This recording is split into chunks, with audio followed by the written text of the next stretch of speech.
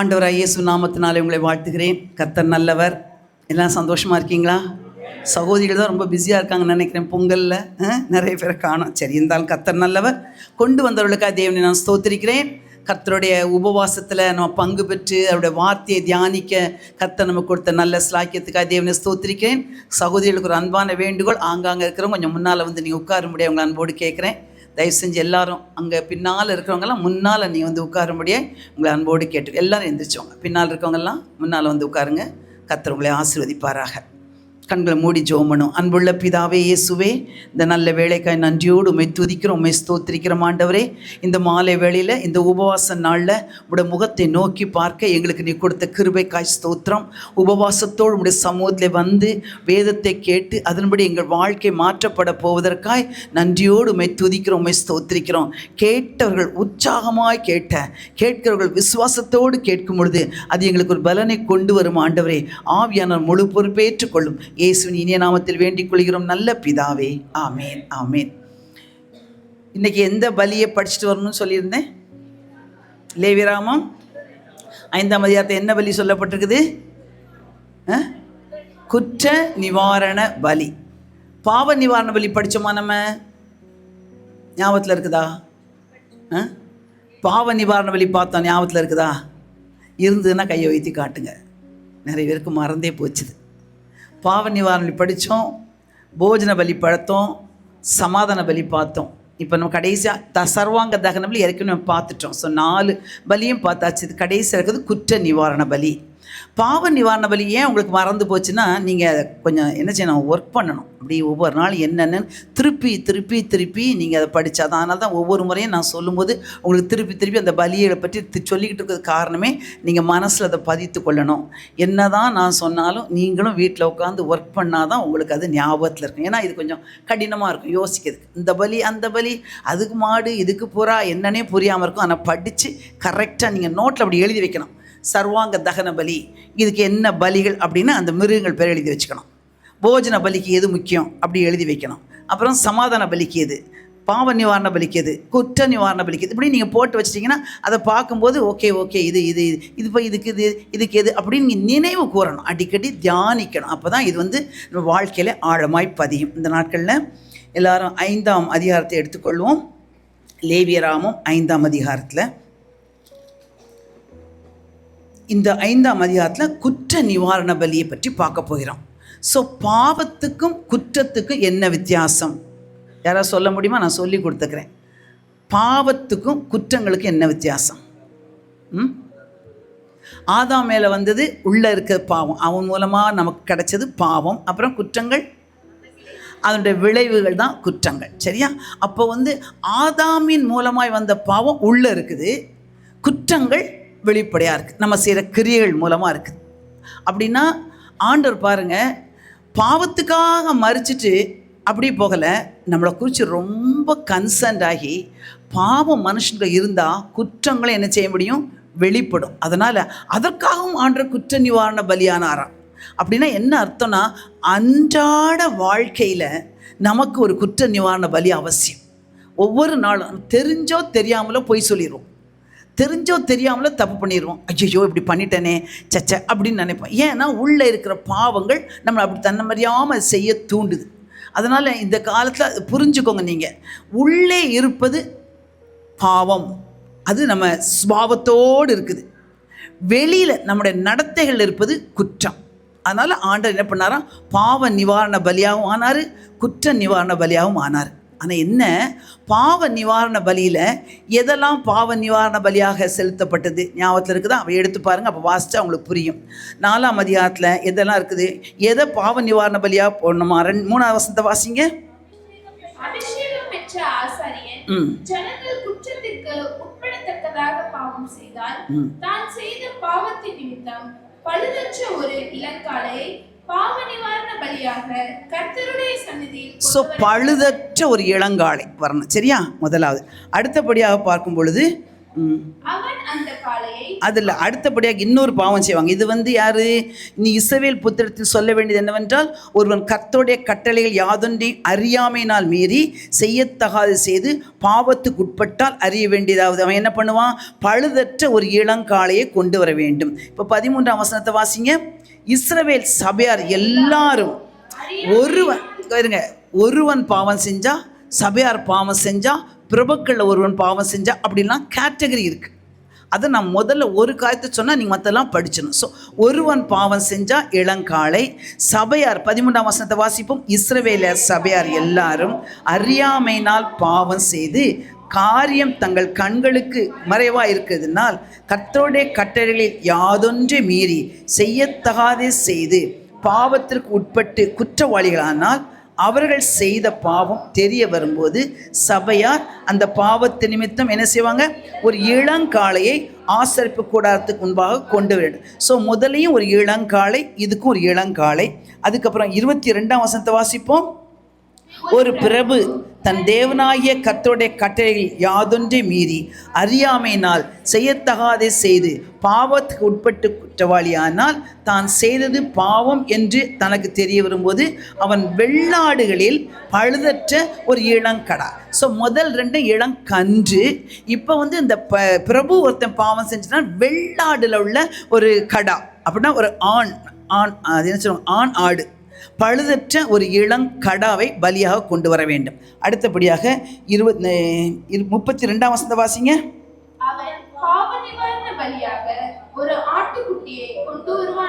அதுக்கு முன்னால யார் அது? எப்பொழுது ஆசாரியன் அதை வாசிங்க.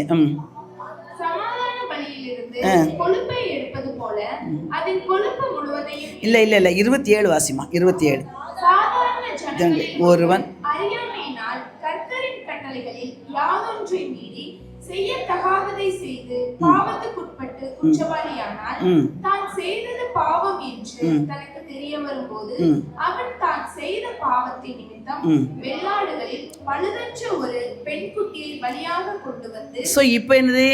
வெள்ளாடுல பெண்குட்டி.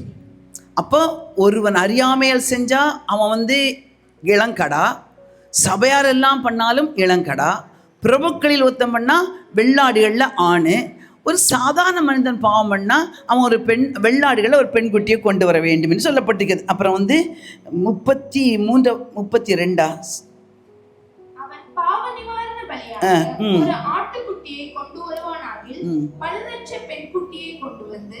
பழுதற்ற பெண்குட்டியை கொண்டு வந்து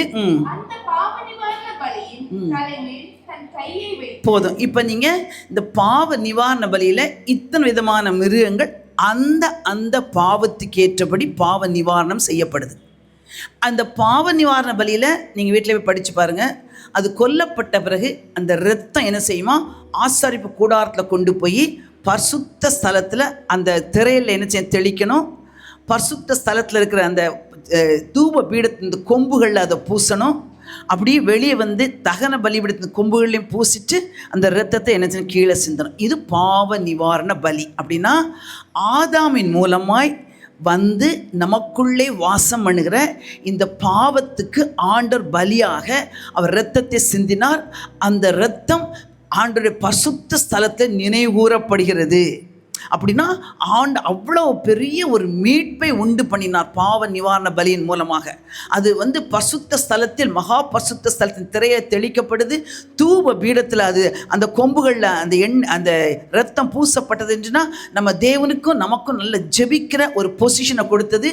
அதே போல் அந்த இரத்தம் பிரகாரத்தில் உள்ள அந்த தகன பலிபீடத்தில் கொம்புகளில் பூசப்பட்டது. அப்படின்றால் நம்முடைய ரட்சிப்பு ரொம்ப ரொம்ப ஸ்ட்ராங் அப்படின்னு அது உணரும்படியாய் இத்தனை காரியங்களும் பாவ நிவாரண பலியாக செலுத்தப்பட்டுச்சு. ஆனால் குற்ற நிவாரண பலியாக வரும்போது அதற்கு என்னென்ன காரியங்கள் இருக்குது நம்ம பார்க்க போகிறோம். இப்போ பாருங்கள், குற்ற நிவாரண பலி இப்போ எடுத்துக்கொள்ளுங்க. 5ஆம் அதிகாரத்தை எடுத்து வாசிங்க. 5ஆம் அதிகாரத்தில் அது இல்லை, அதில் நீங்கள் என்ன வாசிக்கணும்னா 6ஆம் வசனத்தை வாசிங்க. தான் செய்த பாவத்துக்கு பாவ நிவாரண பலியாக ஆடுகளிலாவது வெள்ளாடுகளிலாவது ஒரு பெண்குட்டியை குற்ற நிவாரண பலியாக கர்த்தருடைய சந்நிதியில் குற்ற நிவாரண பலியாக கொண்டு என்ன செய்யணும்?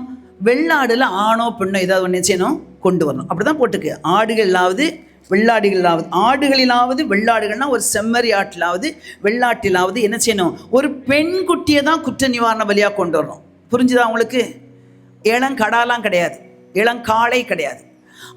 செம்மறி ஆட்டிலேயோ அல்லது வெள்ளாடுகளிலோ ஒரு பெண் குட்டியை கொண்டு வா அப்படின்னு சொல்லிட்டு, அதுக்கப்புறம் அது வேண்டாம், அது என்ன இது மட்டும் பார்க்க போகிறோம் நம்ம. இப்போ 11ஆம் வசனத்தை வாசிங்க. 2 காட்டுப்புறாக்களையாவது 2 புறா குஞ்சுகளையாவது கொண்டு வர அவனுக்கு சக்தி இல்லாதிருந்தால். அதுக்கு முன்னாலே அது ஒரு வசனம் வருமே, நான் தப்பா 7ஆவது வசனத்தை வாசிங்க. சாரி, 7ஆவது வசனத்தை வாசிங்க. ஆட்டுக்குண்டி. இப்போ புரிஞ்சுக்கோங்க. இப்போ ஒரு குற்ற நிவாரண பலினா என்ன குற்றங்கள் பார்க்க போகிறோம். அந்த குற்றத்து நிமித்தம் நீ என்ன செய்யணும், செம்மறி ஆட்டிலையாவது வெள்ளாடுலையாவது ஒரு பெண்குட்டியை கொண்டு வா. அது கொண்டு வர உனக்கு சக்தி இல்லைன்னா 7ஆவது வசனத்தை வாசிங்க. ஆட்டுக்குட்டியை கொண்டு வர அவனுக்கு சக்தி இல்லாதிருந்தால் அவன் செய்த குற்றத்து நிமித்தம் 2 காட்டு புறாக்களையாவது 2 புறா குஞ்சுகளையாவது ஒன்றை பாவ நிவாரண பலியாகவும் மற்றொன்றை சர்வாங்க தகன பலியாகவும் கர்த்தருடைய சந்நிதியில் கொண்டு வர கடவன். இப்போ என்ன கொண்டு வரணும், ஒரு வெள்ளாடோ செம்மறியாடோ பெண் ஆட்டுக்குட்டி ஒன்று, அல்லது உனக்கு அது கொண்டு வர முடியலன்னா 2 காட்டுப்புறா அல்லது 2 புறா குஞ்சுகளை கொண்டு வரலாம். அதுவும் உனக்கு முடியலன்னா 11ஆம் வசனத்தை வாசிப்போம். 2 காட்டு புறாக்களையாவது 2 புறா குஞ்சுகளையாவது கொண்டு வர அவனுக்கு சக்தி இல்லாதிருந்தால் பாவம் செய்தவன் பாவ நிவாரணத்துக்காக ஒரு எப்பா அளவான மெல்லிய மாவிலே 10ல் 1 பங்கை கொண்டு வருவானாக. போதும். இப்போ பாவ நிவாரண பலி, குற்ற நிவாரண பலி. இந்த பாவ நிவாரண பலிக்குள்ள பலி மிருகங்களுக்கும் குற்ற நிவாரண பலி மிருகங்களுக்கும் நிறைய வித்தியாசம் இருக்குது. அங்கே இளம் கன்று, கடா, அப்புறம் பெண்குட்டின்னு வருது. இங்கே ஒரு பெண்குட்டி தான், அதுக்கப்புறம் 2 புறா குஞ்சாவது அல்லது 2 காட்டு புறாக்களாவது புறா குஞ்சாவது, அல்லனா எப்பா ஒரு 10ல் 1 பங்கு எப்பாங்கிறது மெல்லிய மாவு. அப்போ என்ன இதில் விசேஷம் அப்படின்னு தான் பார்க்க போகிறோம். இப்போ வாங்க 5ஆம் அதிகாரத்து 1 வசனத்தை வாசிங்க. சாட்சி என்ன தப்பெல்லாம் பண்ணால் எப்படி பலியிடணும் பார்க்க போகிறோம். சாட்சியாகிய ஒருவன் இடப்பட்ட ஆணையை கேட்டிருந்தும் தான் கண்டதை அறிந்ததையும் தெரியாதிருந்து பாவம் செய்தால் அவன் தன் அக்கிரமத்தை, அது பொய் சாட்சி சொல்லக்கூடாது, கண்டதை தெரியலன்னு சொல்லக்கூடாது, சாட்சி பொய் பேசக்கூடாது. அதனால தான் யோவான் எழுதின சுவிசேஷம் 8ஆம் அதிகாரம் 44ஆம் வசனம் நல்லா அழகாக தெளிவாக ஆண்டவர் சொல்ல, நீங்கள் உங்கள் பிதா எப்படிப்பட்டவனும் அப்படி தான் நீங்கள் இருக்கிறீங்க, உங்கள் பிதா பொய்க்கும் பிதாவுமான. வாசி 8:44. உங்கள் பிதாவுடைய இச்சைகளின்படி செய்ய மனதாயிருக்கிறீர்கள். அவன் ஆதி முதற்கொண்டு மனுஷ கொலை பாதகனாய் இருக்கிறான். சத்தியம் அவனிடத்தில் இல்லாதபடியால் அவன் சத்தியத்திலே நிலைநிற்கவில்லை. அவன் பொய்யனும் பொய்க்கு பிதாவுமா இருக்கு. அப்ப அந்த பொய் சொன்னா நம்ம யாரோட காரியத்தை செய்யறோம், பிசாசோடு இணைந்து கொள்கிறோம், அது பாவம். அதனால ஒரு சாட்சி, இந்த சாட்சி நீ சொல்லணும், கண்ணால் பார்த்துருக்கணும், எனக்கு தெரியாதுன்னு சொல்லக்கூடாது. அப்படி பொய் சாட்சியும் சொல்லக்கூடாது.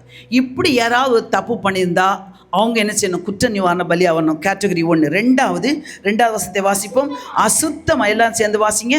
அசுத்தமான காட்டு மிருகத்தின் உடலையாவது அசுத்தமான நாட்டு மிருகத்தின் உடலையாவது அசுத்தமான ஊரும் பிராணிகளின் உடலையாவது இவ்வித அசுத்தமான யாதொரு வஸ்துவையாவது ஒருவன் அறியாமல் தொட்டால் அவன் தீட்டும் குற்றமும் உள்ளவன் ஆவான். இதில் என்ன சொல்லப்பட்டு, காட்டு மிருகம், நாட்டு மிருகம், அப்புறம் ஊருவனை, இதெல்லாம் நீங்கள் நம்ம கத்தஸ்தமான பார்ப்போம். எதெல்லாம் நம்ம மிருகங்கள் எப்படிப்பட்டது, எதை சாப்பிடணும் அப்படின்ட்டு லேவியர் 11ஆம் அதிகாரத்தில் சொல்லப்பட்டிருக்கு. இது ஒவ்வொரு கேட்டகரி மனுஷன். காட்டு மிருகம் வைல்டாக இருப்பாங்க, முரடர்களாக இருப்பாங்க. வீட்டு மிருகம் கொஞ்சம் மைல்டாக இருப்பாங்க, ஆனால் எல்லாமே பாவம் இருக்கும், எல்லாமே செத்தது. காட்டு மிருகத்தில் செத்து போனது, வீட்டு மிருகத்தில் செத்து போனது. இன்னும் ஊரும் பிராணிகள் தந்திரமாக என்ன செய்யும், நம்மளை பாய்சனை போட்டுட்டு போயிடும். இந்த மாதிரி செத்த கிரியலுக்கு விலகணும். அந்த செத்தது, சாவு என்பது ஒரு பாவத்தை காட்டிலும் ஒரு மனுஷன் வந்து பாவம் செஞ்சால் அவன் வந்து குற்ற நிவாரண பலியாகவோ பாவ நிவாரண பலியாகவோ ஒரு ஆடை செலுத்திட்டு மன்னிப்பு பெற்று போயிடுவான். ஆனால் செத்து போன பிரேதத்தை தொட்டால் உடனே தேவ சன்னியத்தில் வர முடியாது. கொஞ்ச நாள் என்ன செய்யணும்? பாளையத்துக்கு புறம்பே விலக்கமாக இருக்க வேண்டும். ஸோ கர்த்தருடைய சன்னிதானத்தில் இந்த பாவம், இந்த சாவு, அந்த டெட்னஸ் வந்து ரொம்ப அருவருப்பானது. அப்படின்னா காட்டு மிருகம் சிலர் வந்து ரொம்ப வைல்டப் எப்படி செய்வாங்க? இது வந்து சாவு எப்படின்பது சபைகளில் இந்த லேவியராகவும் சொல்லக்கூடிய எல்லா காரியங்களும் ஒரு தனிப்பட்ட மனுஷன் சொல்லலை, சபைகளுக்கு சொல்லப்படுகிறது. அவ்வளோ இஸ்ரவேல் சபைக்கு சொல்லப்பட்ட ஒரு வார்த்தை இது.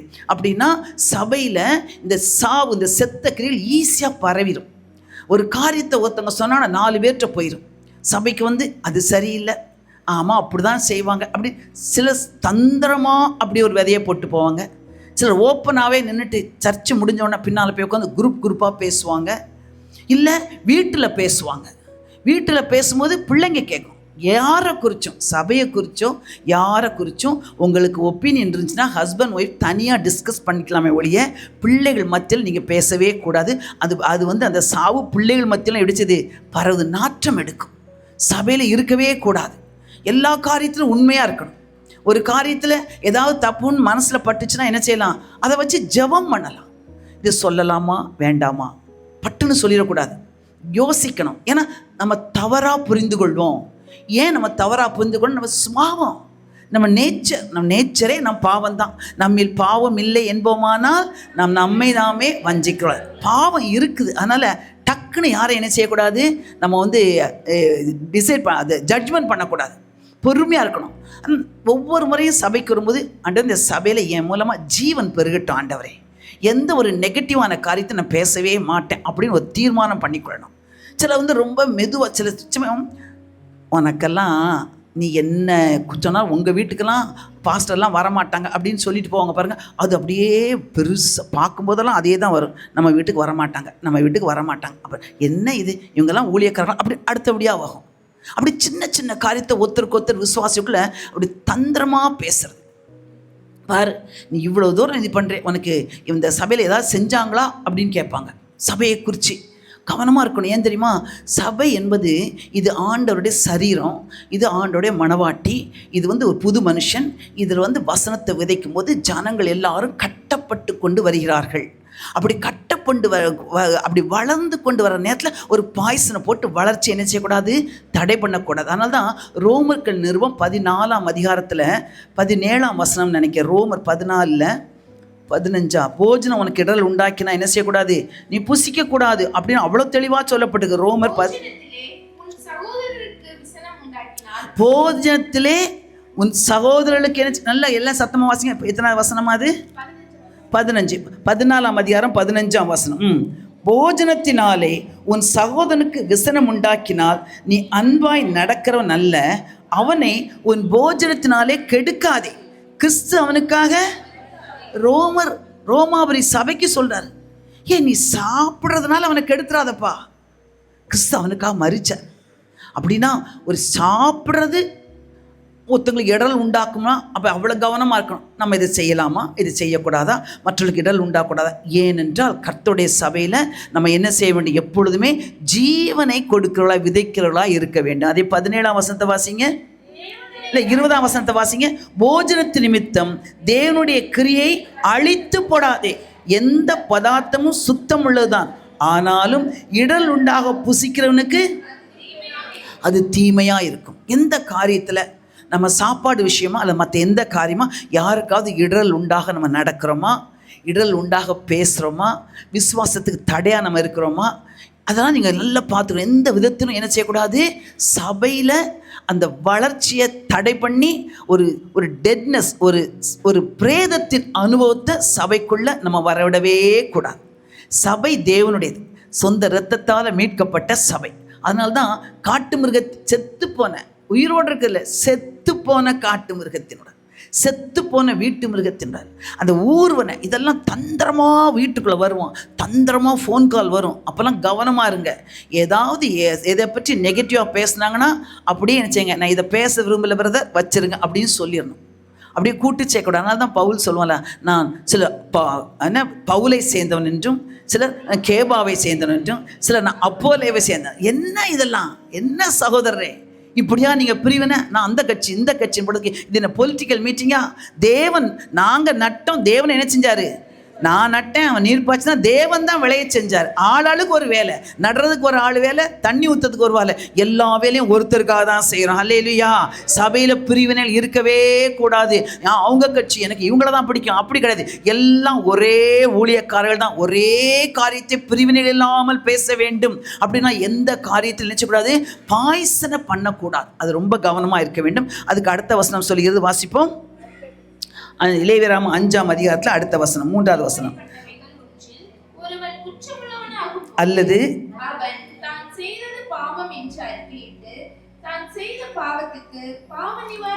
இல்லம்மா, 3வது வசனத்தை வாசிப்போம். 5ஆம் அதிகாரம் 3ஆம் வசனம்.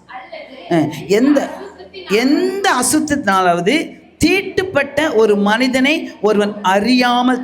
இப்ப யாரை தொடர்றது? செத்து போன மனுஷன் இல்லை. எந்த மனுஷன் இது? தீட்டுப்பட்ட மனுஷன், நேச்சுரல் மேன். தீட்டுப்பட்ட மனுஷனை ஒருவன் தொட்டால் என்ன செஞ்சுவான்? அறியாமல் தொட்டு பின்பு அதை அறிந்து கொண்டால் அவன் என்ன செய்வான்? அறியாமல் தொட்டு பின்பு அறிந்து கொண்டால். அப்படின்னா ஒன்றை புரிஞ்சுக்கணும். அநேக காரியங்களில் நம்ம அறியாமல் சில தவறு பண்ணிடுவோம். ஆனால் தேவ சமூகத்தில் காத்திருக்கும் போது நமக்கு ஒரு வெளிச்சம் வரும்போது அது என்னன்னு புரிஞ்சுக்கிட்டா, ஆண்டவரே என்னை மன்னிச்சிருங்க, இந்த தப்பை நான் பண்ணிட்டேன் அப்படின்னு சொல்லி தேவ சமூகத்தில் என்ன செய்ய வேண்டும்? இந்த குற்ற நிவாரண பலியோடு இணைந்து அவருக்கு பலி செலுத்த வேண்டும். அப்போ தீட்டுள்ள மனுஷன் ஏன்னா நேச்சுரல் மேன், இயற்கையான மனுஷன். அப்படின்னா என்ன அர்த்தம்? இயற்கையான அன்பு. இப்போ எல்லாம் சர்ச்சுக்கு வராங்களா, திடீர்னு 2 பேர் 2 ஃபேமிலி வந்து ஃப்ரெண்ட்ஸ் ஆயிடுவாங்க. ஃப்ரெண்ட்ஸ் ஆனால் உடனே நினச்சிவாங்க, வீட்டுக்கு வருவாங்க, போவாங்க, இங்கே சமைக்கிறதங்க கொடுப்பாங்க, இங்கே சமைக்கிறதங்க கொடுப்பாங்க, உடனே வாங்க எல்லாம் பிக்னிக் போகலாம் போவாங்க. கொஞ்ச நாளில் பார்த்தா முறுக்கிக்கிட்டு போயிடும். பார்த்தா பேசவே மாட்டாங்க. இல்லை அப்படி போனீங்க, சர்ச்சுக்கெலாம் கூட வராமல் எல்லாம் ஓடினீங்கல்லாம், இப்போ என்ன எல்லாம் சண்டை, என்ன பேச மாட்டோம். அவ்வளோ ஒன்றா இருந்தாங்க, இப்படி போயிடுவாங்க. ப்ரைஸில் கூட சொல்ல மாட்டாங்க. இது வந்து நேச்சுரல் லவ். இது பாவம். ஏன்னா இந்த அதனால தான் அன்பில் எப்படின்னா, உங்கள் அன்பு மாயமற்றதாக இருப்பதாக. தேவனுடைய அன்பிலே அதிகமாய் பெருகணும். அப்போ தேவனுடைய அன்பு மாசற்ற அன்பு. அந்த அன்பு என்ன செய்யும்? சகலத்தையும் தாங்கும், சகலத்தையும் சகிக்கும், சகலத்தையும் நம்பும், சகலத்தையும் விசுவாசிக்கும். அப்படிப்பட்ட ஒரு அன்பு இருக்கணும். எந்த ஏற்ற தாழ்வுகள் சூழ்நிலை இருந்தாலும் அந்த அன்பு மறையாமல் இருந்துக்கிட்டே இருக்கும். மனுஷனாக உலகத்தில் இருந்தால் எத்தனை பேரோட பழகினாலும் சின்ன சின்ன காரியங்களில் ஒரு சின்ன மிஸ் அண்டர்ஸ்டாண்டிங் வரும். ஆனால் அது நிலச்சிருந்தால் தான் ரொம்ப தப்பு. அதை மேற்கொண்டுட்டா இன்னும் ஒரு ஃப்ரெஷ்ஷாக ஒரு லவ் என்ன செய்யும்? உண்டாகும். கணவன் மனைவி பாருங்களேன், பொதுவாக சண்டை போட்டாங்கன்னா அந்த நேரத்தில் இருக்கும். அதுக்கப்புறம் 2 பேரும் சமாதானம் ஆகிட்டா உடனே ஹஸ்பண்ட் என்ன பண்ணுவார்? மனைவிக்கு ஏதாவது புதுசாக வாங்கி கொடுப்பார். நல்ல புருஷன் அதுதான். சண்டை போட்டுட்டு சரி உனக்கு காரணம் இல்லாமல் திட்டே, வா உனக்கு ஒரு புடவை எடுத்தாருன்னு சொல்லிட்டா அவங்க என்ன திட்டும் எல்லாம் என்ன செய்யுது? மறந்து. அப்புறம் பார்த்தா முந்திய காட்டிலும் கணவனுக்கு இன்னும் அதிகமாக பண்ணிவிடாது, சந்தோஷமாக செய்யுது. இப்போ தானப்பா சண்டை போட்டாங்க, இப்போ என்ன 2 பேர். அதுதாங்க கர்த்தர் உருவாக்குன அன்பு. கணவனும் மனைக்குள்ள அன்பு அதுதான். என்ன தான் சண்டை போட்டாலும் அதனால தான் இன்றைக்கி குடும்பங்கள் இன்றைக்கி நிலச்சி நிற்குது. இல்லைன்னா ஒருத்தருக்கு ஒருத்தர் விரோதமாக இருந்துச்சுன்னா என்றைக்கோ குடும்பம் பிரிஞ்சிருக்கும். அப்படின்னா நம்ம என்ன செய்ய வேண்டும்? குற்ற நிவாரணம்னா மனுஷியமாக யாரையும் என்ன செய்யக்கூடாது? நேசிக்கக்கூடாது. நல்லா நேசிப்பாங்க. அப்புறம் வந்து எனக்கு கொஞ்சம் கடன் கொடுக்குறீங்க, உடனே பணத்துக்கு வருவாங்க. நம்மளும் அந்த நேரத்தில் ஆஹா அப்படியான்னு சொல்லி பணத்தை கொடுத்துருது. அப்புறம் என்னாச்சு? அவ்வளோ அதுக்கப்புறம் அதை பற்றியே பேசுகிறதே கிடையாது. அன்பு தாழ்ச்சி வந்துடுது. எந்த காரியத்திலும் மாம்சியமாக யாரையும், அதெல்லாம் தவறுன்னு சொல்லி வேதம் சொல்லுது பாருங்க. தீட்டு அதெல்லாம் மனுஷனை கரைப்படுத்தக்கூடிய காரியங்கள் நம்ம வாழ்க்கையில் இருக்கக்கூடாது. அடுத்தபடியாக 4வது, மனிதர் பதறியிடும் பதறி ஆணையிடும் எந்த காரியத்திலாலும் ஒருவன் தீமை செய்வதற்காவது நன்மை செய்வதற்காவது தன் மனம் அறியாமல் தன் உதடுகளினால் பதறி ஆணையிட்டு பின்பு பதறி ஆணையிடக்கூடாது. இது நான் செஞ்சிருவேன், அதை எல்லாம் நான் பார்த்துருவேன் செய்ய மாட்டாங்க. ஒரு காரியத்தை அதெல்லாம் செய்யக்கூடாது அப்படிம்பாங்க. சொல்லக்கூடாது. கர்த்தருடைய சமூகத்தில் நிதானிக்கணும். என்ன காரியம் எப்போ செய்யணும். ஆனால் ஆண்டவர் இயேசு கிறிஸ்து இந்த உலகத்தில் இருந்தபோது யோவான் எழுதின சுவிசேஷம் 7ஆம் அதிகாரம் 3ஆம் வசனத்திலிருந்து 8ஆம் வசனம் வாசிங்க பார்க்கலாம். யோவான் எழுதின சுவிசேஷம் 3ஆம் அதிகாரம் 7ஆம் அதிகாரம் 3ஆம் வசனத்திலிருந்து 8ஆம் வசனம் வரை. அப்பொழுது அவருடைய சகோதரர் அவரை நோக்கி, நீ செய்கிற கிரியைகளை உம்முடைய சீஷர்கள் பார்க்கும்படி இவ்விடம் விட்டு யூதேயாவுக்கு போ. பிரபலமாய் இருக்க விரும்புகிற எவனும் அந்தரங்கத்திலே ஒன்றையும் செய்ய மாட்டான். சகோதரர் சொல்றாங்க, ஏன்பா நீ இப்படி இருக்க? பிரபலமாக வேண்டாமா? அந்தரங்கத்தில் செய்யாத, நீ போ, அங்க பண்டிகைக்கு போ அப்படிங்கிறாங்க. அதுக்கு அவர் என்ன சொல்றாரு பாருங்க. இப்படிப்பட்டவைகளை செய்தால் உலகத்துக்கு உண்மை வெளிப்படுத்தும் என்றார்கள். இப்படிப்பட்டவைகளை செய்தால் உலகத்துக்குமே வெளிப்படும். நல்ல ஆலோசனை தான், நல்ல சகோதரர் கத்த கொடுத்தார் அவனுக்கு. ஆனா ஆண்டவர் என்ன சொன்னார் பாருங்க. அவருடைய சகோதரரும் அவரை விசுவாசியாதபடியால் இப்படி சொன்னார்கள். இயேசு அவர்களை நோக்கி, என் வேலை இன்னும் வரவில்லை, உங்கள் வேலையோ எப்பொழுதும் ஆயத்தமாயிருக்கிறது. உலகம் உங்களை பயக்க மாட்டாது, அதன் கிரியைகள் பொல்லாதவளாய் இருக்கிறது என்று நான் சாட்சி கொடுக்கப்படினாலே அது என்னை பயக்கிறது. நீங்கள் இந்த பண்டிகைக்கு போங்கள், என் வேலை இன்னும் வராதபடியா நான் இந்த பண்டிகைக்கு இப்பொழுது போகிறேன். ரொம்ப அழகாக சொன்னார். கோவப்பட்டிருக்கலாம், நான் என்ன பிரபலமாக அதுக்காக நான் வந்திருக்கிறேன், கூடவே உங்களோட நான் சகோதரனுக்கு புரியலை, உனக்கு தெரிய வேண்டாமா, சும்மா தேவையில்லாமல் பேசாத, எனக்கு தெரியும் எப்போ நான் போவேன், அப்படி பதறியாக பேசினார். ரொம்ப அழகாக, பா உங்கள் வேலை என் வேலை இன்னும் வரல, நீங்கள் போங்க, நான் பிந்தி வரேன். எல்லா காரியத்திலும் நிதானமாய் நடக்கிறவன் உத்தமன், தன் வழிகள்லாம் நிதானமாய் நடக்கிறான். நிதானமாய் நடக்கிறவன் கத்தரை நிதானமாய் நடக்கிறவன் பத்திரமாய் நடக்கிறான். நிதானம் எந்த இடத்துல எந்த நேரத்தில் நிதானமாக சமையல் செஞ்சாலும் என்ன செய்யணும்? நிதானமாக, அவசர அவசரமாக பறக்க மேலே கொட்டிக்க கூடாது. எல்லாவற்றிலும் நிதானம். நிதானம் இல்லாமல் செஞ்சால் எல்லா காரியமும் குழப்படியாக போயிடும். அதனால் எல்லா காரியத்திலும் எப்படி இருக்க வேண்டும்? நிதானமாக இருக்க வேண்டும். அப்படின்னா 4 விதமான பாவங்கள். ஒன்று, பொய் சாட்சி இருக்கக்கூடாது.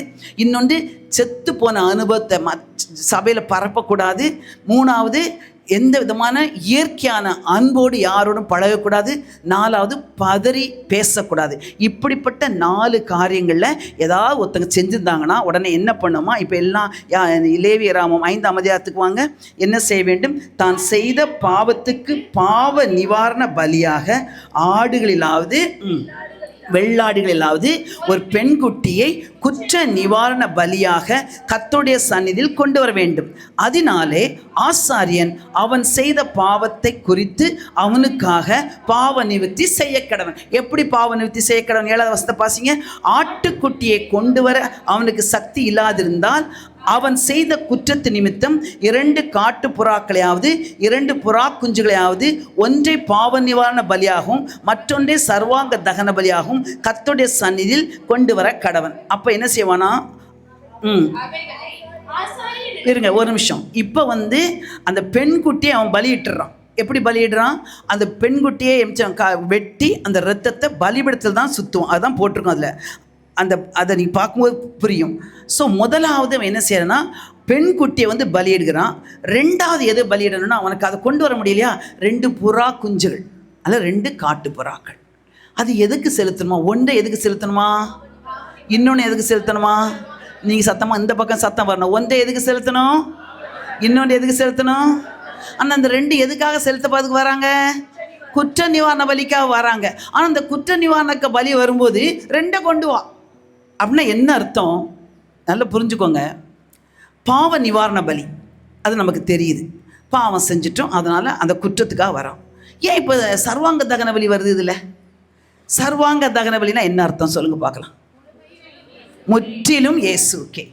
அப்போ ஏன் இந்த குற்ற நிவாரண பலியில் இப்போ ஏன் சர்வாங்க தகன பலி செலுத்தப்படணும்னா, ஏன் நம்ம வாழ்க்கையில் குற்றம் செய்கிறோன்னா, அவருக்கு முற்றிலும் வாழாத ஒரு அனுபவம். அறகுறையாக நம்ம வாழ்கிறனால தான் அநேக வேளை நம்ம தப்பு பண்ணுறோம். ரொம்ப ஃப்ரீக்வெண்ட்டாக தப்பு பண்ணுறோம். தேவனோடு நம்ம முழுமையாக நம்ம வாழ நம்ம வாழ்க்கையில் அந்த குற்றங்கள் குறைஞ்சிக்கிட்டே வரும். அவர் பெருக அந்த அனுபவம் வந்துக்கிட்டே இருக்கும். இது ரொம்ப முக்கியமான ஒரு காரியம். குற்றம் செய்ய நான் குற்றம் பண்ணிட்டேன், ஆனால் எதனால் இந்த பாவம் வந்தது அப்படின்னா, 2 காரியத்தான் அந்த பாவம் வந்தது. ஒன்று, உள்ளே இருக்கிற பாவம் என்னை மேற்கொண்டுச்சு. இன்னொன்று, தேவனுக்காக நான் முற்றிலும் என்னை முழுமையாய் வாழாத ஒரு அனுபவம். அதனால் என்ன பண்ணணும்னா முதலாவது 8வது வசனம் கொண்டு வருவானாக. ம். அவன் பாவ நிவாரண பலிக்காக முதல்ல என்ன செய்வானா பாவ நிவாரண பலியை தான் முதல்ல செலுத்துவோம். இதையும் நீங்கள் கவனிக்கணும். இந்த ஒவ்வொரு வார்த்தையும் ரொம்ப முக்கியம். 2 பலிக்கு கொண்டு வரணும். நீ குற்ற நிவாரண பலியா, ஒன்று பாவ நிவாரண பலியா கொண்டு வா, இல்லாட்ட சர்வாங்க தகமையா கொண்டு வா. ஆனால் கொண்டு வந்த உடனே எடுத்த உடனே நீ தேவனுக்கு முற்றிலும் அப்படின்னு அர்ப்பணிக்கக்கூடாது. பாவத்தை சரி பண்ணிட்டு தான் அவரோடு நம்ம உறவு கொள்ள முடியும். அதனால தான் முதலாவது பாவ நிவர்த்திக்காக என்ன செய்வான், பாவ நிவாரண பலியை செய்வான். முன்னே செலுத்தி அதன் தலையை அதன் கழுத்து நின்று கிள்ளி இரண்டாக்காமல் ஆசாரியர்கள் என்ன செய்வாங்கன்னா, அவங்க இந்த தம்பு இருக்குல்ல, அதில் பெரிய நெயில் வச்சுருப்பாங்க. அது நல்ல வெல் ட்ரெயின்டு. சின்ன புறா குஞ்சுனா சின்னது தானே. அவங்க என்ன பண்ணுவாங்கன்னா, அந்த தலைக்கு பின்பக்கத்தில் வச்சு அப்படி அந்த நெய்யில் வச்சு அப்படி கிள்ளிடுவாங்க. கிள்ளிட்டு ஃபுல்லாக தலையை எடுக்க மாட்டாங்க. நீங்கள் சர்வாங்க தகன வழியில் பார்த்தா கம்ப்ளீட்டாக தலையை எடுத்துருவாங்க. நம்ம பார்த்தோம் 1வது அதிகாரத்தில் பார்த்தோம். நீங்கள் திருப்பி படித்தா தான் உங்களுக்கு அது ஞாபகத்தில் இருக்கும், ஞாபகப்படுத்திக்கிட்டே இருக்கணும். இதில் ஏன் அதை கிள்ளி எடுக்கலைன்னா, இந்த ரத்தம் இருக்குல்ல, பறவைக்கு கொஞ்சம் தான் ரத்தம், மிருகத்துக்கு நிறைய ரத்தம் இருக்கும். இந்த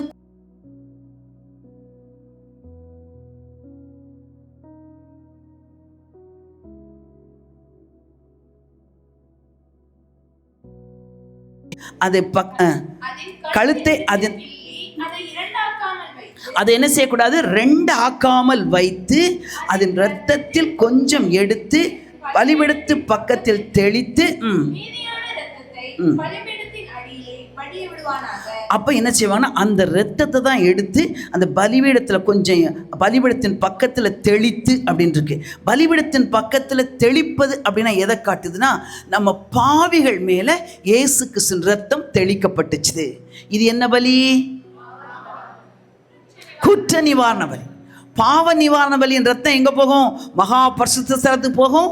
சுகந்த தூபபீடத்தில் கொம்புகளில் பூசப்படும். வெளியே கொண்டு வந்து பலிபீடத்து இந்த இதுலேயும் பூசப்படும். ஆனால் குற்ற நிவாரண பலியின் பாவ நிவாரண பலி எங்கே படுதுன்னா, அதில் என்ன செய்யணுமா, பக்கத்தில் பலிபீடத்தின் பக்கத்தில் தெளித்து.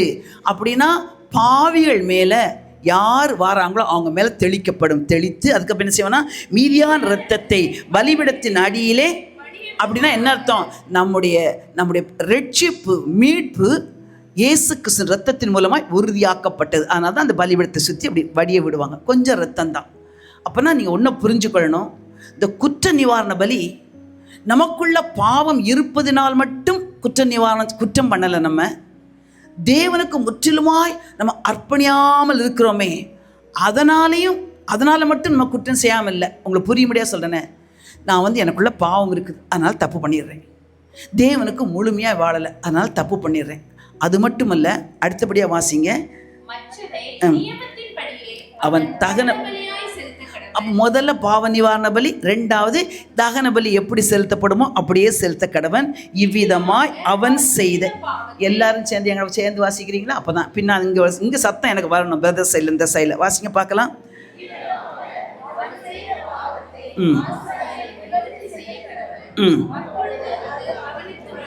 மன்னிக்கப்படும். சரியா? இது முடிஞ்சிச்சு. அதுக்கப்புறம் வாசி, 2 காட்டு புறாக்களையாவது 2 புறா குஞ்சுகளையாவது கொண்டு வர அவனுக்கு சக்தி இல்லாதிருந்தால், பாவம் செய்தவன் பாவ நிவாரணத்துக்காக 1 எப்பா அளவான மெல்லிய மாவிலே 10ல் 1 பங்கை தன் காணிக்கையாக கொண்டு வருவானாக.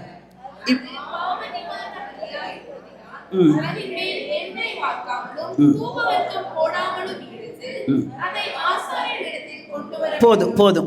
இப்போ முதல்ல பாவ நிவாரண பலி ஆட்டுக்குட்டியை செலுத்தியாச்சுது.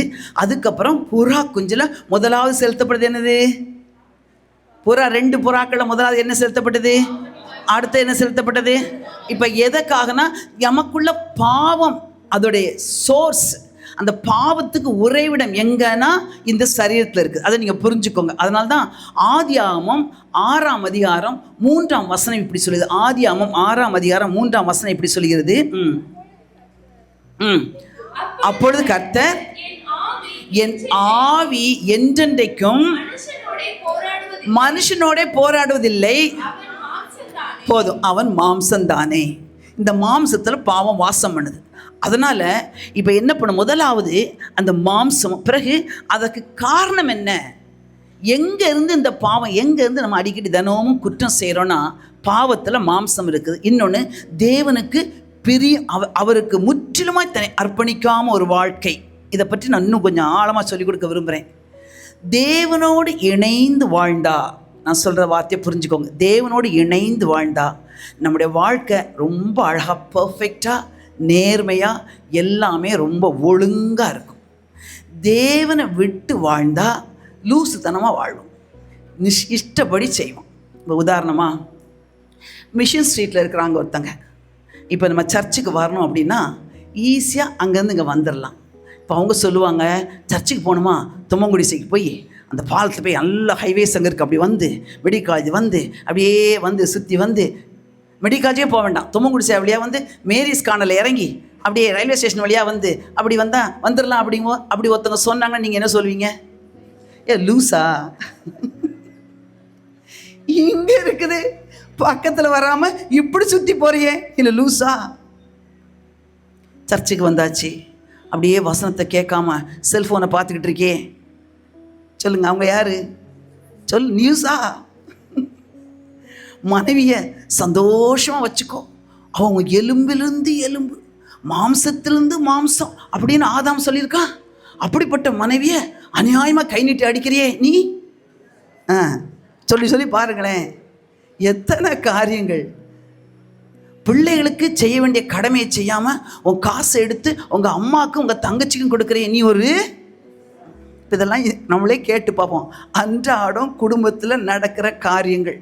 இங்கேருந்து மிஷன் ஸ்ட்ரீட்லேருந்து இங்கே வர்றதுக்கு அவ்வளோ சுற்றி வந்தால் அது கண்டிப்பாக லூசுன்னு தெரியுது. ஆனால் குடும்பத்தில் லூசுத்தனமாக எவ்வளவு காரியங்களை செஞ்சுக்கிட்டு இருக்கோம். ஏ அப்பா, நீ ரட்சிக்கப்பட்டு ஞானசாரத்தை அபிஷேகம் வச்சாச்சே, கெட்ட வார்த்தை பேசுகிறீ நீ என்ன? நம்மளை கேட்டுக்கணும்.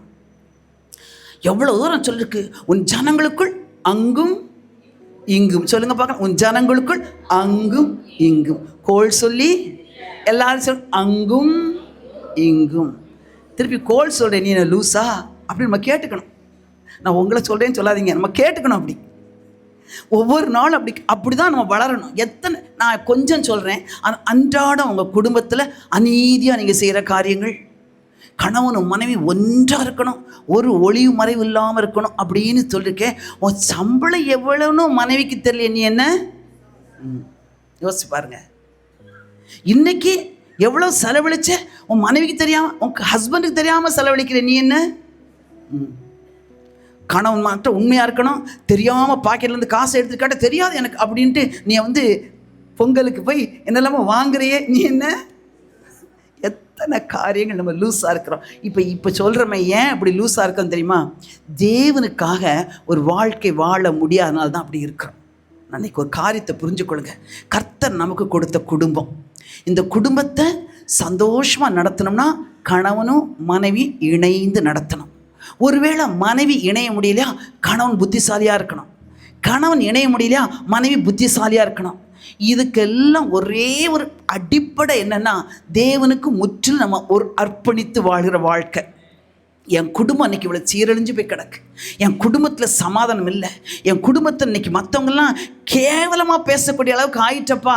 ஆனால் நான் ஒன்று சொல்கிறேன், என்னை அழைச்ச நீங்கள், என் சரணாலயம் நீங்கள், இந்த குடும்பத்தில் இருக்க எல்லா நிந்தையும் நீக்கி எனக்கு சமாதானத்தை கொடுத்து மறுபடியும் இந்த குடும்பத்தை சீர்படுத்தி சிறப்படுத்த உம்மால முடியும் அப்படின்னு அவரை பிடிச்சிக்கணும். குழப்பத்துக்கு காரணமாக அவரோட சண்டை போட்டலை, என்னை பலி, என்னை அப்படியே எப்படி நீ குற்ற நிவாரண பலியாக உண்மையே ஒப்பு கொடுத்தீரோ, இப்போ என் கணவனோ இல்லை என் மனைவியோ செய்கிற குற்றத்தை நான் ஏற்றுக்கிட்டு அப்படியே உண்மை சமூகத்தில் சரணடைஞ்சிடறேன் ஆண்டவரே அப்படின்னு மட்டும் நீங்கள் செஞ்சு பாருங்கள். ஒருவேளை அது 1 வருஷம் ஆகலாம், 2 வருஷமாகவும் ஆகலாம், சரி 10 வருஷமே ஆயிட்டு போட்டும் பரவாயில்ல. இந்த 10 வருஷம், 1 வருஷம், 2 வருஷம் நம்ம படுகிற பாட பரலோகம் கணக்கில் எழுதி வைக்குது. வெரி குட், நல்ல போராட்டம், நல்ல போராட்டம், என் பிள்ளை நல்ல போராட்டம் போராடுறான், நல்ல போராட்டத்தை போராடினேன். எல்லாரும் இந்த உலகத்தில் நமக்கு வந்து ஒரு ஓட்டப்பந்தயத்தில் ஓடிக்கிட்டு இருக்கான். எத்தனை பேர் நம்புறீங்க அதை? ஓட்டப்பந்தயத்தில் ஓடுகிறவன் எல்லாவற்றிலையும் எப்படி இருப்பான்? இச்சை அடக்கம் உள்ளவனாக இருப்பான். ஓட்டப்பந்தயத்தில் ஓடும்போது உனக்கு வடை வேணுமான்னு கேட்டால் காது கூட கேட்காது. வடையா, கடலை மிட்டாயா, அதெல்லாம் காற்றுல பறந்துடும். எங்கே நமக்கு முன்னால் ஒருத்த ஓடணும், அவனை முந்திக்கிட்டு ஓடணும், அப்படி ஓடணும். எல்லா இச்சைகளும் எல்லாம் எதுவுமே மனசில் வரக்கூடாது. ஒன்றை புரிஞ்சுக்கொள்ளுங்க, நம்ம குடும்ப வாழ்க்கை, நம்ம விசுவாச வாழ்க்கையெல்லாம் ஒரு ஓட்டப்பந்தயத்தில் ஓடிக்கிட்டு இருக்கோம். எப்படி ஓடணும் தெரியுமா? இயேசுவை முதன்மையாக வைத்து முற்றிலும் அவருக்கேன்னு சொல்லிட்டு ஓடும் பொழுது எத்தனை குறைவு இருந்தாலும் நம்முடைய அப்பா குறைவை நிறைவாக்குற கர்த்தர். ஹல்லேலூயா. ஒரு நாளும் நம்மளை அலங்கோலமாக்க மாட்டார். ஒரு நாளும் நம்ம குடும்பத்தை சிதைக்க மாட்டார். ஒரு நாளும் குடும்பத்தை பிரிக்க மாட்டார். அப்படின்னா மனுஷங்க பிரிப்பாங்க. அதனால தான் தேவன் இணைத்ததை மனுஷன்னா நம்மளே பிரிக்கக்கூடாது. வீட்டில் உள்ளவங்களும், நம்ம அப்பா அம்மா 2 குடும்பத்திலாம் சொல்கிறேன், சகோதரர் குடும்பத்தில் உள்ள அப்பா அம்மா குடும்பத்தில் இடைப்பட்டு பிரிக்கக்கூடாது. கவனமாக இருக்கணும்.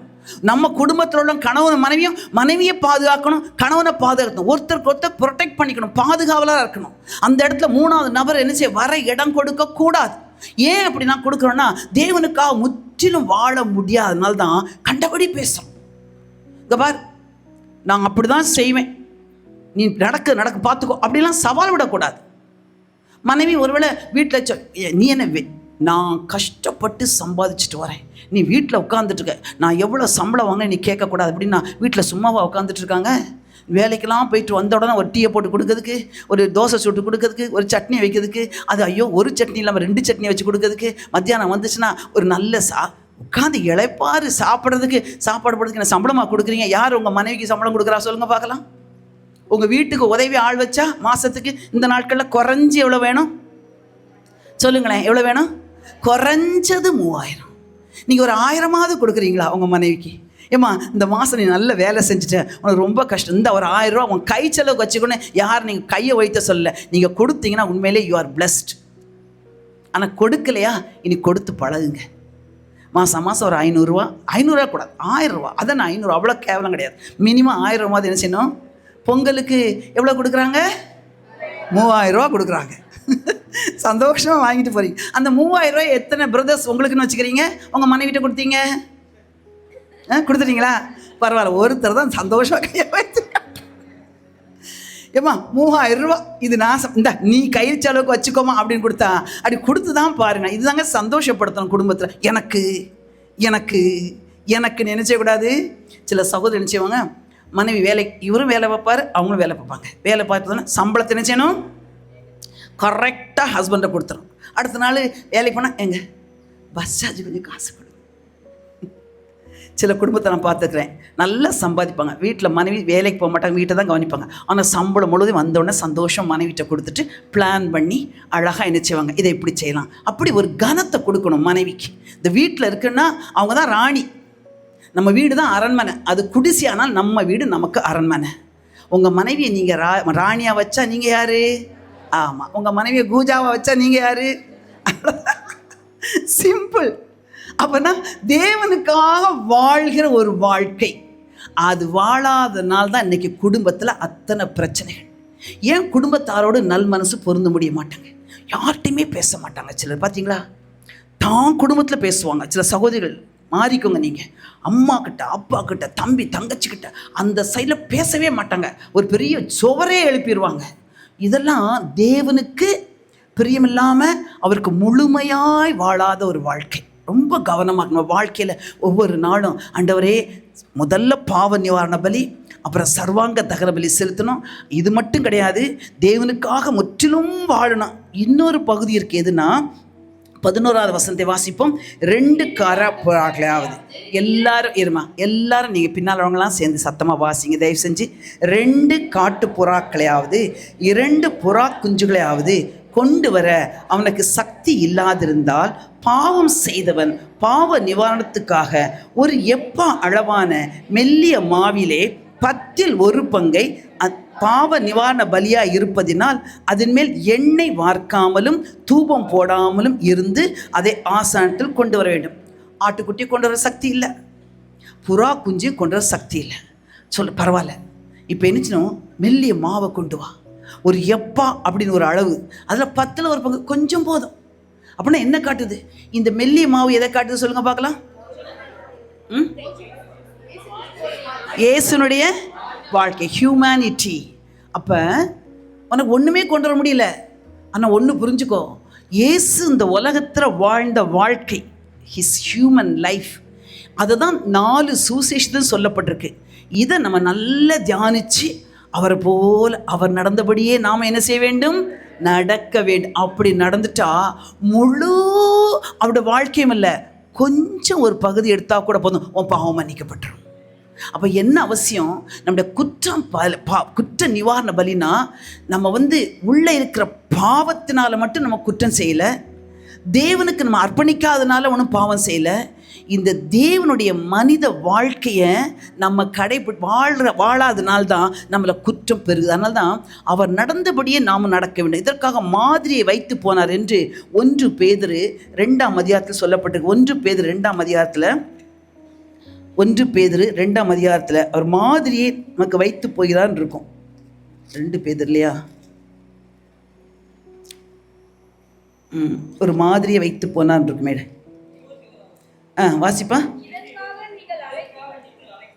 அதான் ரைட்டு. 2:21.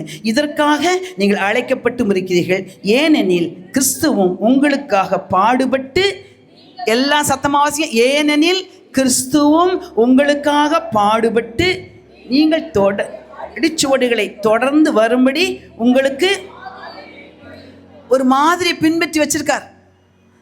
1 பேதுரு 2ஆம் அதிகாரம் 21ஆம் வசனம்.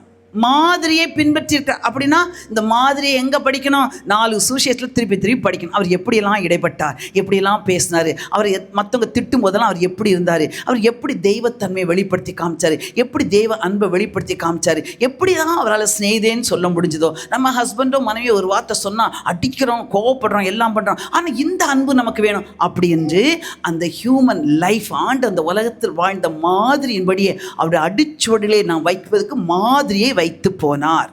அப்படின்னா அந்த நாட்களில் நம்ம என்ன செய்யணும் தெரியுமா? அவ்வளவு இதெல்லாம் தெரிய மாட்டேங்க நமக்கு. நிறைய ஒரு பாவம் ஆட்டுக்குட்டியும் கொண்டு வர முடியல, புறா குஞ்சியும் கொண்டு வர முடியல. அவரோட மனித வாழ்க்கையில் கொஞ்சம் ஒரு பகுதி அப்படின்னா எவ்வளவு மேன்மையானது, அது எவ்வளோ வல்லமை உள்ளது. அந்த மாவை கொண்டு வரணும்னா அதில் எண்ணெயும் போடக்கூடாது. ஆமாம், ஏன்னா இது பாவம், இதுக்கும் அபிஷேகத்துக்கும் உயிர்த்தெழுதுக்கும் சம்மந்தமே இல்லை. அவருடைய மாம்சம் நமக்காக என்ன செஞ்சது? அடிக்கப்பட்டது. அதை காட்டுவதற்காக தான் அது சொல்லப்படுகிறது. அப்படி என்றால் ஒன்றை புரிஞ்சுக்கொள்ளுங்க, ஆண்டவரே நீங்கள் எப்படி வாழ்ந்தீங்களோ அப்படி வாழ எனக்கு உதவி செய்யும். அதில் ரொம்ப முக்கியமானது அவர் மரண பரியந்தம், அதாவது சிலுவையின் மரண பரியந்தம் தாழ்த்தினார். அவர் தேவனுடைய ரூபமாயிருந்தும் தேவனுக்கு சமமாயிருப்பதை கொள்ளையாடின பொருளாக எண்ணாமல் தம்மை தாமே தாழ்த்தி வெறுமையாக்கி அடிமையின் ரூபம் எடுத்து, என்ன ரூபம் எடுத்தாரு? ராஜகுமாரனாக எடுக்கல, அடிமையின் ரூபம் எடுத்து மனுஷ சாயலானார். மறந்து போச்சு, வாசிப்போம். பிலிப்பியரில் இருக்குது. பிலிப்பியர் 2ஆம் அதிகாரத்தில் அவர் மரண பரியந்தம் தன்னை தாழ்த்தினார், அதனால் தேவன் அவரை எல்லாவற்றுக்கும் மேலாக உயர்த்தின்னு இருக்கும். பிலிப்பியர் 2ஆம் அதிகாரத்தில் வாசிக்குமா? அவர் 2:6 எல்லாம் சேர்ந்து வாசிக்க. பிலிப்பியர் 2:6. அவர் தேவனுடைய ரூபமாயிருந்தும் தேவனுக்கு சமமாயிருப்பதை கொள்ளையா. ஒரு இடத்துல நம்ம போகிறோம், நம்மளை மதிக்கலன்னா எவ்வளோ கோபம் வந்துடுது. நான் என்ன வேலை பார்க்குறேன்னு தெரியுமா, ஒருத்தர் மதிக்க மாட்டேங்க அப்படின்னு வந்துடுது இல்லை, அதெல்லாம் தப்பு. அவர் தேவனுடைய ரூபமாக இருந்தும் தேவனுக்கு சமமாக இருப்பதை கொள்ளையாடின பொருளாக எண்ணாமல் தம்மை தாமே வெறுமையாக்கி, அவரே தான் வெறுமை ஆக்குறார். அப்படின்னா நம்ம வெறுமை ஆக்கணும். எப்படி வெறுமை ஆக்க முடியும்? ஆண்டு சமூகத்தில் போய், ஆண்டவரே எனக்குள்ளே இருக்க எல்லா கழிவு பொருட்களும் நீங்கள் எனக்கு உதவி செய்யுங்கப்பா, இது இந்த காரியம் அப்படி விட்டு வைக்கணும். இந்த காரியத்தில் எனக்கு ஒரு பெருமை இருக்குது, இந்த காரியத்தில் எனக்கு பொறாமை இருக்குது, இந்த காரியத்தில் எனக்கு சுயநீதி இருக்குது, இந்த காரியத்தில் எனக்கு தேவையில்லாத ஒரு காரியம் மனசை பாதிக்குது, இதெல்லாம் என்னை விட்டு எடுத்துன்னு வெறுமை ஆக்கணும். எல்லாம் கம்ப்ளீட்டாக அசுத்தத்தெல்லாம் நீக்கினாதான் அவர் நிரப்புவார். தம்மைத்தாமே வெறுமையாக்கி அடிமையின் ரூபம் எடுத்து மனுஷ சாயலானார். அவர் மனுஷ ரூபமாய் காணப்பட்டு மரண பரியந்தமும், அதாவது மரண பரியந்தம் அவரே கீழ்ப்படிந்தாராம். அப்ப நானும் நீங்களும் கீழ்ப்படியணுமா வேண்டாமா? கணவன் மனைவி ஒருத்தருக்கு ஒருத்தர் கீழ்ப்படியணுமா வேண்டாமா? ஒருவருக்கொருவர் கீழ்ப்படிந்து அப்படின்னு தான் சொல்லப்பட்டிருக்குது. நீங்கள் உங்கள் சங்கீதங்களினாலும் கீர்த்தனையினாலும் ஞான போட்டங்களினாலும் ஒருவருக்கொரு போதித்து புத்தி சொல்லிக்கொண்டு, எங்கே இருக்குது? எபேசியர் 5ஆம் அதிகாரத்தை எடுத்துக்கொள்ளுங்க. கொஞ்சம் அப்படி ஒரு பக்கம் திருப்பினா எபேசியர் 5ஆம் பக்கம் வந்துடுது. எபேசியர் 5 பாருங்கள், நீங்கள் 17ஆம் வசனத்துலேருந்து வாசிப்போமா? நீங்கள் எபேசியர் 5:17 எல்லாரும் எடுத்துக்கிட்டிங்கன்னா சேர்ந்து வாசிக்க போயிடும். ஆகையால் நீங்கள் மதியற்றவர்களாயிராமல் கர்த்தருடைய சித்தம் என்னதென்று எதுவான மதுபான வெறி கொள்ளாமல் ஆவியினால் நிறைந்து சங்கீதங்களினாலும் கீர்த்தனைகளினாலும் ஞானப்பாட்டுகளினாலும் ஒருவருக்கொருவர் புத்தி சொல்லிக்கொண்டு உங்கள் இருதயத்தில் கர்த்தரை பாடி கீர்த்தனம் பண்ணி நம்முடைய கர்த்தராகிய இயேசு கிறிஸ்து நாமத்தினாலே எப்பொழுதும் எல்லாவற்றுக்காகவும் பிதாவாகிய தேவனை ஸ்தோத்தரித்து தெய்வ பயத்தோடே ஒருவருக்கு ஒருவர். என்ன அழகான வசனம் பார்த்தீங்களா? இதெல்லாம் தான் குடும்பமாக நம்ம வாசிக்கணும். எப்படி குடும்பத்தில் நம்ம செயல்பட வேண்டும் அப்படின்னா, ஒரு எப்பாவில் 10 1 பங்கு கொடுத்தா போதும், பாவம் நிவர்த்தி ஆகுது. இன்றைக்கி ஒரு தீர்மானம், ஆண்டவரே என் வாழ்க்கையில் நீ இந்த உலக வாழ்க்கையில் எப்படி மாதிரியை வச்சேரும். எல்லாருக்கும் தெரிஞ்ச ஒரு சம்பவம் தானே. சாது சிந்தசிங் ஒரு வீட்டை போய் கதவை தட்டும்போது ஒரு பிள்ளை கதவை தந்தோன்னே, அம்மா இயேசு வந்திருக்காரு அப்படின்னு சொன்னாப்பிள்ளையா. நம்மளை பார்த்தா சொல்லுவாங்களா? அப்படி சொல்லும்படியாக நடக்க கத்த உதவி செய்வாராக. நம்ம போடுகிற சண்டை போடுங்க, வேண்டாங்கல, கண்டிப்பாக சண்டை போட்டே ஆகணும் சில காரியத்துக்கு. ஆனால் நிதானமாக சண்டை போடுங்க. கெட்ட வார்த்தை பேசாமல், சபிக்காமல், அடிக்காமல், அசிங்கமான காரியத்தை செய்யாமல், அருவருப்பாக பேசாமல், எல்லாவற்றிலும் அவரை போல வாழ கர்த்தர் நமக்கு உதவி செய்வாராக. அடுத்தபடியாக வாங்க லேவியராமத்துக்கு வாவோம். கொண்டு வர கடவன். அதிலே ஆசாரியன் ஞாபகக்குறியான பங்காக தன் கைப்பிடி நிறைய எடுத்து கர்த்தருக்கு இடும் தகன பலிகளைப் போல பலிபிடத்தின் மேல் தகனிக்க கடவன். இது பாவ நிவாரண பலி. இவ்விதமாக மேற்சொல்லிய காரியங்களில் ஒன்றில் அவன் செய்த பாவத்துக்காக ஆசாரியன் பாவ நிவர்த்தி செய்ய கடவன். அப்பொழுது அது அவனுக்கு மன்னிக்கப்படும். மீதியானது போஜன பலி ஆசாரியன். இப்போ மீதியானது யாரை சேரும்? நம்ம தான் ஆசாரியர்கள். நம்ம ஆண்டவருக்குன்னு படைக்கும் பொழுது மீதியானது அவருக்கு கொஞ்சம் படைச்சா மிச்சத்தை நமக்கு அப்படின்னு நாம புசிக்க வேண்டும். இப்போ உங்களுக்கு நல்லா புரிஞ்சிருக்கும், பாவ நிவாரண பலிக்கும் குற்ற நிவாரண பலிக்குள்ள வித்தியாசத்தை உங்களுக்கு தெளிவாக புரிஞ்சிருக்குன்னு நினைக்கிறேன். பாவம் ஆண்டவர் எப்படி பாவம் செய்யறோம்னா, உள்ளே இருக்க ஆதாமின் பாவம், அதனால இந்த பாவ சுபாவம் நமக்கு இருக்குது. அதான் பழைய மனுஷன். இந்த பாவம், இந்த பழைய மனுஷனுக்காக தான் பழைய மனுஷன் அவரோட கூட சிலுவையில் அறையப்பட்டதென்று அறிந்திருக்கிறீர்களே. அறிந்திருக்கிறீங்களா? ரோமர் 6:6 எடுத்து வாசிங்க. ரோமர் 6:6 பழைய மனுஷனை நாம் இனி பாவத்துக்கு ஊழியம் செய்யாதபடிக்கு எல்லாம் சத்தமா வாசிங்க. நாம் இனி பாவத்துக்கு ஊழியம் செய்யாதபடிக்கு பாவ சரீரம் ஒளிந்து போகும் பொருட்டாக அவரோடே கூட சிலுவையில் அறையப்பட்டதென்று அறிந்திருக்கிறோமே. பழைய மனுஷன் சிலுவையிலே அறிந்தப்பட்டிருக்கான். அப்படின்னா குற்ற நிவாரண பலி என்ன? பாவ நிவாரண பலினா உள்ளுக்குள்ளே இருக்கிற பாவம். அதனால ரோமர்கள் நிருபம் 8ஆம் அதிகாரம் 3ஆம் வசனத்தை வாசிங்க. ரோமர்கள் நிருபம் 8ஆம் அதிகாரம் 3ஆம் வசனம்.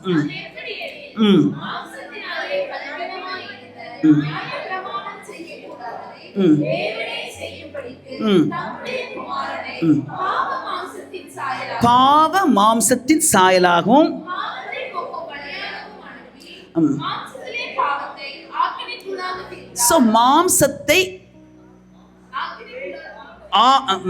மாம்சத்திலே பாவத்தை ஆக்கினைக்குள்ளாக தீர்த்தார். அது உள்ளே இருக்க பாவத்துக்காக. வெளியே இருக்க பாவத்துக்காக என்ன செஞ்சார்? 1 பேதுரு 2ஆம் அதிகாரம் 25ஆம் வசனம் நினைக்கிறேன். 1 பேதுரு 2 25 24. நாம் நம்முடைய பாவங்களுக்கு செத்து 24. நாம் பாவங்களுக்கு செத்து, எப்படி சொல்லுங்க, எல்லாரும் சொல்லுங்க, பாவங்கள் இந்த குற்ற நிவாரண பலி. ஸோ அப்படின்னா பாருங்க, பாவ நிவாரண பலி ரோமர் 8:3 பாவம் மாம்சத்தின் சாயலாகி அவர் என்ன பண்ணாராம்? பாவத்துக்காக மரித்தார். இங்க பார்த்தீங்கன்னா நாம் பாவங்களுக்கு செத்து நீதிக்கு பிழைக்கும்படிக்கு அவர் தாமே தமது சரீரத்தில் நம்முடைய பாவங்களை சிலுவையின் மேல் சுமந்தார், அவருடைய தழும்புகளாலே குணமானீர்கள். ஸோ உள்ளா இருக்க பாவத்துக்கும் அவர் பலியாயிட்டார், வெளியில் அன்றாட வாழ்க்கையில் பாவத்துக்கும் அவர் பலியாயிட்டார். அப்படின்னா ஒவ்வொரு நாளும் நம்முடைய வாழ்க்கையில் நம்ம எவ்வளவு ஜாக்கிரதையாக இருக்கணும், எவ்வளவு ஞானமாக பேசணும், எத்தனை காரியங்களை சமாதானத்துக்கு ஏதுவான நாடணும். ஏன்னா இன்னைக்கு ஆண்டவர் எனக்காக பலியாக இருக்கார், அதை நான் அவரோட இணைஞ்சு கொள்ளணும். நான் எந்த குற்றமும் செய்யாதபடி எனக்கு உதவி செய்யுங்க. மிஞ்சி பேசக்கூடாது, ரொம்ப நான் தான் ரைட்டுங்க மாதிரி பேசக்கூடாது, ஆர்கியூ பண்ணாதீங்க. குடும்பத்தில் பிரச்சனை வருதா என்ன செய்யணும்? அமைதியாக போயிருங்க. அதுக்கெல்லாம் தேவனுடைய பலத்தை பெற்றுக்கொள்ளுங்கள். கர்த்தர் நமக்கு கொடுத்த குடும்பத்தில் 5 விதமான பலிகளை என்ன செய்ய வேண்டும்? கிரியை செய்யும்படியாய் நம்ம அவரோடு இணைந்து வாழ வேண்டும். அதுக்கு அடுத்தபடியாக போங்க பார்க்கலாம். குயிக்காக முடிக்கும், டைம் இருக்கான்னு பார்க்குறேன். பார்த்துடலாம். ஒன்று லேவியராகமம் 5ஆம் அதிகாரத்தில் 14ஆம் வசனத்தை வாசிப்போம். பின்னும் கர்த்தர் மோசேயை நோக்கி, ஒருவன் கர்த்தருக்குரிய பரிசுத்தமானவர்கள் குற்றம் செய்து, எதில் குற்றம் செய்தான்? கர்த்தருக்குரிய பரிசுத்தமானவர்கள் குற்றம் செய்து அறியாமையினால் பாவத்துக்குட்பட்டால் அவன் குற்றத்து நிமித்தம் பரிசுத்த ஸ்தலத்து சேக்கல் கணக்கின்படியே நீ அவன் மேல் சுமத்தும் அபராதம் எவ்வளவோ அவ்வளவு வெள்ளி சேக்கல் பெறும் பழுதற்ற ஒரு ஆட்டுக்கடாவை குற்ற நிவாரண பலியாக கர்த்தருடைய சந்நிதியில் கொண்டு. இதில் எப்படின்னா பாவம் கர்த்தருக்கு பரிசுத்தமானவர்களில் பாவம். ஒரு பொருத்தனை பண்ணி செய்யாமல் இருக்குது பாவம். முதற் பலன்களை கொண்டு வராமல் இருக்கிறது பாவம். தசம பாகம் செலுத்தாமல் இருப்பது பாவம். எந்த காரியங்களை ஆண்டவர்கிட்ட பொறுத்து நம்ம நேர்ந்துக்கிட்டு செய்யாமல் இருக்கோமோ அது பாவம், கர்த்தருக்கு எடுத்த காரியங்களில். அதே மாதிரி முதற் பலன்கள் தேவ சமூகத்தில் வரணும், அது பாவம். பழைய ஏற்பாட்டு காலத்தில், புதிய ஏற்பாட்டு காலத்தில் எல்லாவற்றிலும் முதற் பலன்கள் நம்முடைய வாழ்க்கையில் உச்சிதங்கள் ஆண்டவருக்கு கொடுக்கணும், நேரத்தை கொடுக்கணும். நம்ம தசம பாகத்தில் காணிக்கைகளில் கர்த்தருக்கு உண்மையாக நம்ம இருக்கணும். நீங்கள் சண்டே கிளாஸ்க்கு வரும்போது பிள்ளைகளுக்கு நீங்கள் காணிக்க கொஞ்சம் ₹1 பிள்ளைகளுக்கு சின்ன வயசுலேயே பழக்குங்க. காணிக்க நம்ம போடணும். இது தசம பாகம். அவங்களுக்கு யாராவது கிஃப்ட் கொடுத்தாங்கன்னா அதில் ஒரு ₹20 இல்லை ₹100 கொடுத்தாங்கன்னா ₹10 நீ தசம பாகமாக காணிக்க வேணும். பிள்ளைகளுக்கு சின்ன வயசுலேயே நீங்கள் சொல்லி கொடுங்க. கர்த்தருக்கு அடுத்த விஷயங்களில் நம்ம என்ன செய்யுது? குற்றம் செய்யக்கூடாது. ஆனால் குற்றம் செஞ்சால் என்ன, இதுக்கு என்ன வித்தியாசம்னா, தப்பு பண்ணிட்டேன், நான் பொருத்தனை பண்ணேன் செய்யலை அப்படின்னா, அந்த பொருத்தனை ஒருவேளை சர்ச்சில் அனௌன்ஸ் பண்ணியிருப்பாங்க, இந்த காரியத்துக்கு நீங்கள் செய்யணுன்னா இவ்வளோ தூரம் என்ன செய்ய பொருத்தனை பண்ணியிருப்பாங்க, ஆனால் கொடுக்காமல் இருந்திருப்பாங்க. அதனால் என்ன நஷ்டம் வருதோ அதை தான் சொல்லப்பட்டிருக்கு. அப்போ ஆசாரியன் கணக்கு பார்ப்பான். இங்கே வா, நீ இவ்வளோ கொடுக்கணும்னு நீ நினச்ச, ஆனால் நீ கொடுக்கணும்னு நினச்ச பொருளுக்கு விலை இவ்வளவு, நீ என்ன கொடுக்கணும்னு நினச்ச சொல்லு. சொன்னால் விலை போடுவான், மதிப்பீடு போட்டு. ஓகே, அந்த அளவுக்கு தகுந்த ஒரு ஆட்டுக்கடாவை வாங்கிட்டு வா, பலியிடு, நீ என்ன செய்வேன்? பாவம் மன்னிக்கப்படும். அப்படின்னா நம்ம செஞ்ச பொருத்தனையை நம்ம நிறைவேற்றாமல் இருந்தால் அதுக்கு என்ன செய்யணும்? அபராதம் கட்டணும். அபராதம் அப்படியெல்லாம் இப்போ கட்ட சொன்னால் எவ்வளோ அபராதம் நம்ம கட்டணும்? கொஞ்சம் யோசிச்சு பாருங்களேன், எவ்வளோ அபராதம் கட்டணும்? ரொம்ப தெளிவாக இருக்குது. அந்த அபராதம் எப்படியா? 5 மடங்கு கொடுக்கும், அப்படி தான் போட்டிருக்கு. ஆட்டு 5 பங்கில் எப்படி போட்டிருக்கு? அதனோட இப்போ நீ இங்கே வா, நீ எவ்வளோ பொருத்தனை? ₹500 பொருத்தனை பண்ணியா? இப்போ நீ எவ்வளோ கொடுக்கணும்? 5 1 பங்கு அதிகமாக கூட்டினா எவ்வளோ? கணக்கு போடுங்க சீக்கிரம். 2500. 5னா என்ன செய்யணும்? அப்போ எவ்வளவு அபராதம்? ₹2000 அபராதம் கட்டணும். ₹500 கொடுக்கும். அப்போனா தேவ சமூகத்தில் என்ன செய்யணும்? நம்மளை கொஞ்சம் உட்கார சொல்லிடாமையா? தேவ சமூகத்தில் என்ன செய்யணும்னா, நம்ம செய்கிற காரியங்கள்லாம் ஒழுங்காக கொடுக்குறோமா? அப்படி ஏதாவது உங்களுக்கு ஞாபகப்படுத்தினா கணக்கு போட்டு ஆண்டு சமூகத்தில் மன்னிப்பு கேட்டு கொடுக்கணும்னு சொல்லலை, அது உங்கள் விருப்பம். ஆனால் தேவனுக்கு முன்பாக நீங்கள் உண்மையாக உத்தமாக இருக்க உதவி செய்வராக. ஒவ்வொரு காணிக்க கொடுக்கறதுல கூட கர்த்தருக்கு அடுத்த விஷயத்தில் கூட நம்ம எவ்வளோ உண்மையாக இருக்கணும் யோசிச்சு பாருங்கள். அநேக வேளையில் சில சமயம் நம்ம அனௌன்ஸ் பண்ணோம், இப்படி வேணும் பணம் வேணும், நிறைய பேர் நிச்சயம் வாக்கு கொடுப்பாங்க. கொடுத்தவங்க நிறைய பேர் கொடுக்கவே இல்லை, அப்படியே விட்டுட்டாங்க. அதெல்லாம் யாராவது இப்படி நீங்கள் மறந்துருந்தீங்கன்னா அதை நீங்கள் கண்டிப்பாக செலுத்துறீங்க, உங்கள் நன்மைக்கு தான் சொல்கிறேன். கர்த்தருடைய சமூகத்தில் எழுமி நின்று பொறுத்தனையாக என்னைக்கு யார் கரங்களை உயர்த்தினாங்களோ அந்த அமௌண்ட்டை நம்ம கொடுக்காமல் இருந்தால் அது பாவம். நீ அதை கொடுத்தாலும் சரி, அது பழைய ஏற்பாட்டினுடைய 5 மடங்கு கூட்டி கொடுத்தாலும் சரி, அது உங்களுக்கும் தேவனுக்கும் உள்ள அந்த பிரச்சனை நீங்கள் பார்த்துக்கோங்க. அப்படி பரிசுத்தமானதை குறித்து தான் 16ஆம் வசனம், பரிசுத்தமானதை குறித்து தான் செய்த தப்பத்தினால் உண்டான நஷ்டத்தை செலுத்தி அதனுடைய 5 1 பங்கை அதிகமாய் கூட்டி ஆசாரியனுக்கு கொடுப்பானாக. குற்ற நிவாரண பலியின்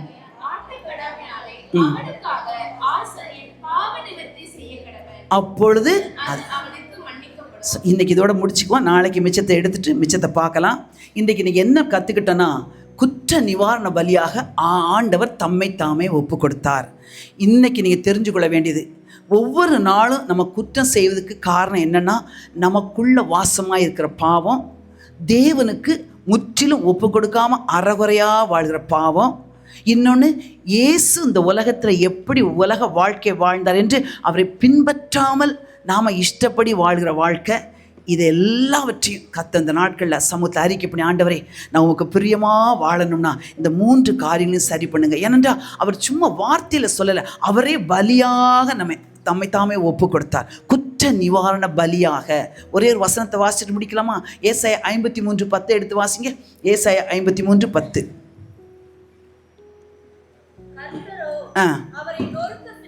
அவரை நொறுக்க சித்தமாகி அவரை பாடுகளுக்கு உட்படுத்தினார். அவருடைய ஆத்துமா தன்னை குற்ற நிவாரண பலியாக ஒப்பு கொடுத்த போது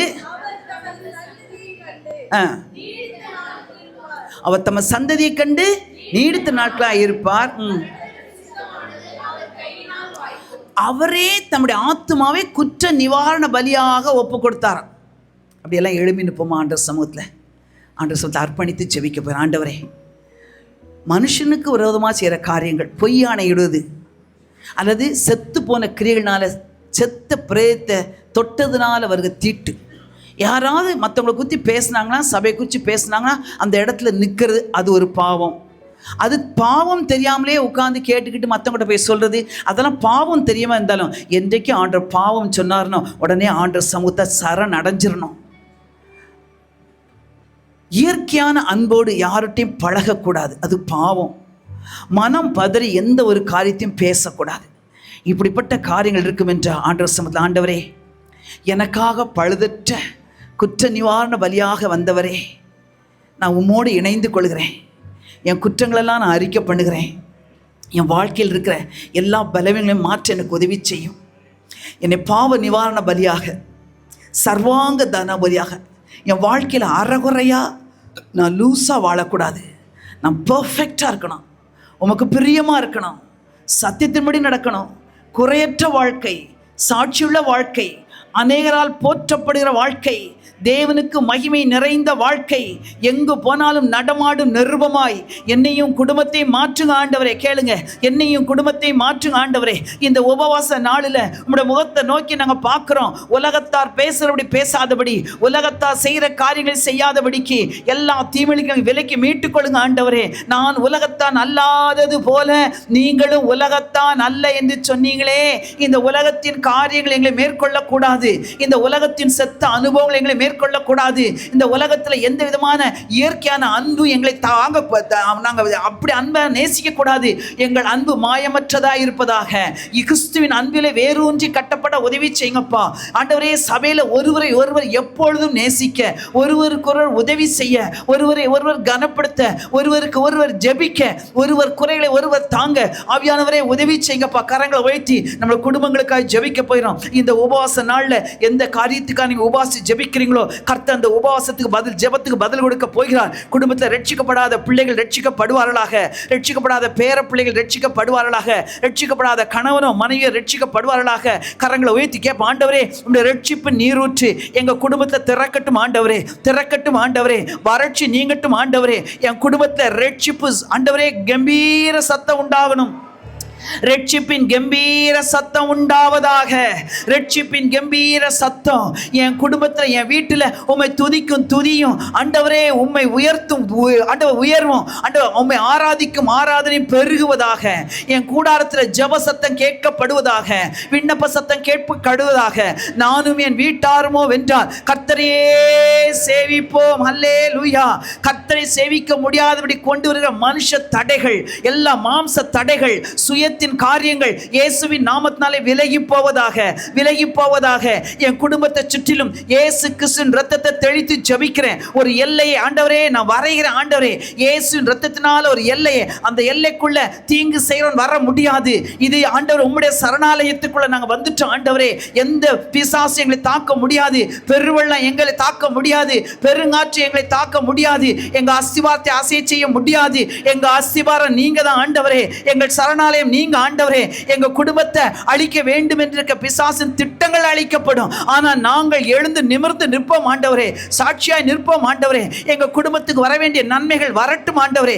எங்க குடும்பத்தில் மெய்யான சமாதானம் உண்டாகட்டும். சொல்லுங்க, கணவன் மனைவி உறவுகள் புதுப்பிக்கப்படட்டும். தேவ அன்பு அந்த அந்த கணவன் மனைவி உறவுல ஊற்றப்படட்டும் ஐயா. சங்கீதங்களினாலும் கீர்த்தனைகளினாலும் ஞானப்பாட்டுகளினாலும் ஒருவருக்கு ஒருவர் போதித்து புத்தி சொல்லிக்கொண்டு உங்கள் இருதயத்தில் கர்த்தரை பக்தியுடன் பாடி எப்பொழுதும் பயந்திருந்து எல்லாவற்றுக்காகவும் கீழ்ப்படிந்து ஒருவருக்கு ஒருவர் கீழ்ப்படிந்திருங்களப்பா. அந்த அனுபவம் எங்க பிள்ளையோட வாழ்க்கையில குடும்பங்களே நடப்பதாக ஆண்டவரே. ஒருவருக்கு ஒருவர் போதித்து புத்தி சொல்லி கொண்டு தெய்வ பயத்துடனே ஒருவருக்கு ஒருவர் கீழ்ப்படுகிற அனுபவம் உண்டாவதாக.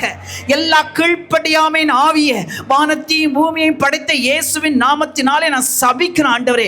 குடும்பங்களில் கிரியை செய்கிற கீழ்ப்படியாமையின் ஆவிகள், குடும்பத்தை தாறுமாறாக்குற பொல்லாத ஆவிகள், தாந்தோன்றித்தனமாக நடக்கிற பொல்லாத ஆவின் கிரியைகள், குடும்பத்தில் பிரிவினை உண்டு பண்ணி சிதைக்க வேண்டும் என்று சத்துரு வைத்திருக்க எல்லா எண்ணங்கள் இயேசுவின் நாமத்தினால், கரங்களை உயர்த்துங்க பார்க்கலாம், இயேசுவின் நாமத்தினாலே அழிக்கப்படுவதாக. நாங்க சொல்ற வார்த்தையை கர்த்தர் கரத்தில் ஏந்தி அப்படியே நிறைவேற்ற போவதற்காய் ஸ்தோத்திரம் ஐயா. துஷ்டனுடைய கண்ணிகளும் வலைகளும் எங்க குடும்பத்தை விட்டு விலகுவதாக. கண்ணிகள் தெரித்தது, நாங்கள் தப்பினோம். ஹல்லேலூயா. எல்லா கண்ணிகளும் தெரிப்புண்டு போவதாக. இயேசுவின் நாமத்தினாலே சத்துரு மறைவிடங்களில் வைத்த கண்ணிகள் தெரிப்புண்டு போவதாக. எங்க குடும்பத்துல 10 தலைமுறைகளுக்கு மேல உள்ள எல்லா குடும்ப சாபங்களை நான் சபித்து ஜெபிக்கிறேன். குடும்ப பரம்பரை வியாதின்னு ஒரு வியாதி இருக்குது. அந்த வியாதிகள் எங்களையும் குடும்பத்தையும் தாக்க முடியாது. நாங்க இந்த உலகத்தில் வாழ்ந்தாலும் எங்க குடும்பம் இயேசுவின் குடும்பம் தான். நீங்க தான் எங்க அப்பா. நாங்க உங்க குடும்பத்துல வந்துட்டோம் ஆண்டவரே. உங்க குடும்பத்துல நாங்க வந்தபடினால இந்த தலைமுறையான சாபமான வியாதிகள் எங்களை பின்தொடராது. எங்க அப்பாவுடைய நன்மையும் எங்க அப்பாவுடைய கிருபையும் எங்களை பின்தொடரும் ஆண்டவரே. என்ன தொடரும்? என் பிள்ளைகளை தொடரும், என் தலைமுறைகளை தொடரும் ஐயா. தலைமுறையாய் எங்க குடும்பத்தில் நன்மையும் கிருபையும் தொடர்வதாக.